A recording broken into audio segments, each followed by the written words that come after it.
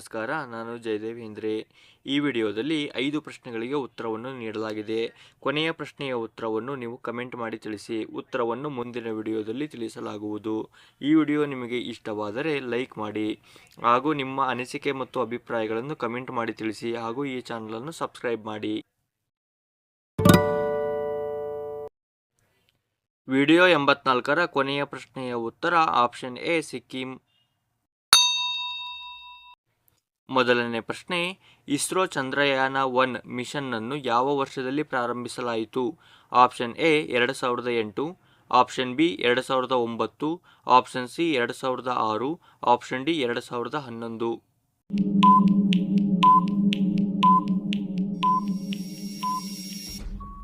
ಸರಿಯಾದ ಉತ್ತರ option A 2008. ISRO ತನ್ನ ಐತಿಹಾಸಿಕ ಚಂದ್ರಯಾನ 1 ಮಿಷನ್ ಅನ್ನು 22 ಅಕ್ಟೋಬರ್ 2008ರಂದು ಯಶಸ್ವಿಯಾಗಿ ಉಡಾವಣೆ ಮಾಡಿತು.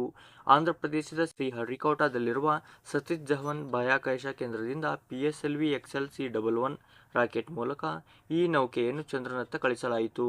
ಇದು ಚಂದ್ರನ ಮೇಲ್ಮೈ ನೀರಿನ ಅಂಶವನ್ನು ಪತ್ತೆ ಹಚ್ಚುವಲ್ಲಿ ಪ್ರಮುಖ ಪಾತ್ರವನ್ನು ವಹಿಸಿತು. ಎರಡನೇ ಪ್ರಶ್ನೆ, ಯಾವ ಭಾರತೀಯ ಬ್ಯಾಂಕಿನ ಪ್ರಧಾನ ಕಚೇರಿ ಚೆನ್ನೈನಲ್ಲಿದೆ? Option A SBI, option B Indian Bank, option C Canara Bank, option D ICICI bank.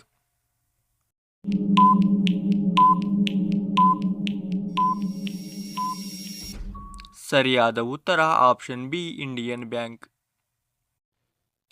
Indian Overseas Bank ಮತ್ತು ಇಂಡಿಯನ್ ಬ್ಯಾಂಕ್ ಎರಡೂ ಚೆನ್ನೈನಲ್ಲಿ ತಮ್ಮ ಪ್ರಧಾನ ಕಚೇರಿಗಳನ್ನು ಹೊಂದಿವೆ. ಮುಂದಿನ ಪ್ರಶ್ನೆ, ಕಂಬ್ಲಾಂಗ್ ವನ್ಯಜೀವಿ ಅಭಯಾರಣ್ಯವು ಭಾರತದ ಯಾವ ರಾಜ್ಯದಲ್ಲಿದೆ? Option A Chhattisgarh, option B Bihar, option C Paschim Bangal, option D Arunachal Pradesh.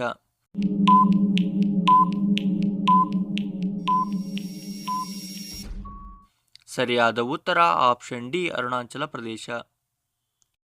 ಕಂಬ್ಲಾಂಗ್ ವನ್ಯಜೀವಿ ಅಭಯಾರಣ್ಯವು ಭಾರತದ ಅರುಣಾಚಲ ಪ್ರದೇಶದಲ್ಲಿದೆ. ಇದು ಲೋಹಿತ್ ಜಿಲ್ಲೆಯ ವಾಕ್ರೋ ಬಳಿ ನೆಲೆಗೊಂಡಿದ್ದು ಹುಲಿ ಸಂರಕ್ಷಿತ ಪ್ರದೇಶವನ್ನು ಒಳಗೊಂಡಿದೆ. ಇದು ಪ್ರಮುಖವಾಗಿ ವೈವಿಧ್ಯಮಯ ಸಸ್ಯ ಮತ್ತು ಪ್ರಾಣಿಗಳಿಗೆ ಪ್ರಸಿದ್ಧವಾಗಿದೆ. ಮುಂದಿನ ಪ್ರಶ್ನೆ, ಭಾರತದಲ್ಲಿ ಎಷ್ಟು ಕೇಂದ್ರಾಡಳಿತ ಪ್ರದೇಶಗಳು ತಮ್ಮದೇ ಆದ ಶಾಸಕಾಂಗ ಸಭೆಯನ್ನು ಹೊಂದಿವೆ? Option A 2, option B 3, option C 4, option C 5.